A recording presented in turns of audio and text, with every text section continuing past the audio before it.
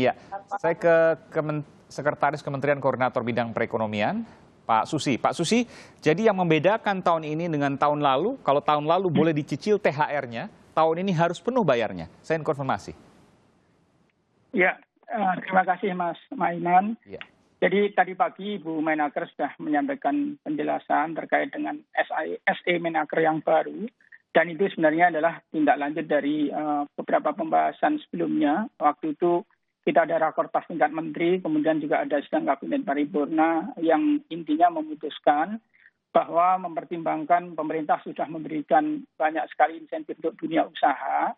Dan juga seiring dengan beberapa angka indikator ekonomi kita yang sudah mulai mengalami pemulihan ekonomi walaupun masih belum penuh itu, sehingga pemerintah memutuskan untuk THR keagamaan untuk hari raya keagamaan Idul Fitri tahun ini itu wajib diberikan secara penuh, dan ini sesuai dengan PP yang 36 mengenai pengupahan dan juga terkait dengan Permen nomor 6 tahun 2012 mengenai THR keagamaan. Jadi intinya untuk yang tahun ini pemerintah mewajibkan pemberian THR secara penuh. Kalau yang tahun lalu kan bisa dicicil dan kemudian ada kalau tidak mampu ada dialog di sana dan pencicilan waktunya juga diserahkan ke bipartit. Nah, yang sekarang syaratnya diminta penuh dulu, penuh dan tidak dicicil. Kalau masalah nanti ada dialog, itu tidak mengurangi kewajiban untuk membayarkan sebelum hari raya Lebaran. Nah, ini yang menarik.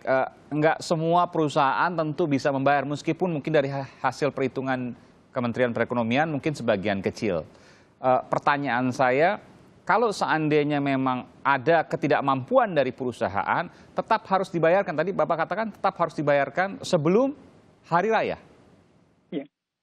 Ya, jadi Mas Aiman, kalau di aturannya itu kan pembayaran itu paling lama 2 minggu. 7 hari sebelum Lebaran. 7 hari, mohon maaf ya. Ya, 7 hari sebelum Lebaran. Kemudian di sana ada juga disampaikan bahwa kan perusahaan yang kalau terdampak pandemi, semua perusahaan terdampak. Ya.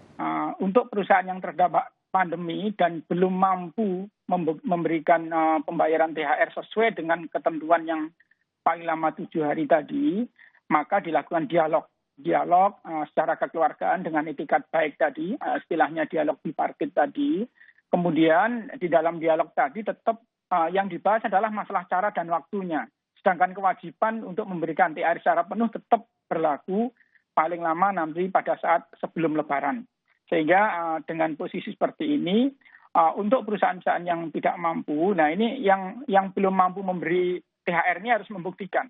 Di situ dijelaskan bahwa untuk membuktikan ini bisa dibuktikan dengan laporan keuangan secara transparan dari pihak perusahaan pada pekerja atau dari perbankan yang menyatakan bahwa memang kondisi keuangan perusahaan belum mampu untuk membayar THR secara penuh. Maka dia dibebaskan dari pembayaran THR? Oh tidak, kalau kewajiban THR tetap Pak. Kan PP-nya sudah menyampaikan, jadi kalau di SE yang baru ini jelas-jelas mendasarkan. Kalau dia keberatan gimana Pak? Kalau dia tidak mampu, misalnya dia urus kemudian surat-suratnya, apa yang kemudian bisa dilakukan? Jadi Pak Mas Aiman, yang jelas ini kewajiban sejak dulu namanya PP pengupahan yang sebelumnya yang dirubah dengan Undang-Undang Cipta Kerja, ada PP 36 2021. Ini kewajiban bagi pengusaha terhadap pekerja dan buruh. Jadi namanya sifatnya wajib. Kemudian tinggal masalah cara dan waktunya yang diatur ulang tadi. Jadi kalau kewajibannya tidak dihilangkan. Oke, jadi ada penundaan, ada kemungkinan penundaan jika tidak mampu dibayarkan pada waktu-waktu ini. Tetapi harus ada surat-surat yang kemudian diurus, tadi Bapak katakan. Pembuktian surat-surat itu tidak untuk menghilangkan kewajiban membayar penuh paling lambat sebelum Lebaran. Oke. Jadi tetap harus ada kewajiban itu dipenuhi. Oke, baik.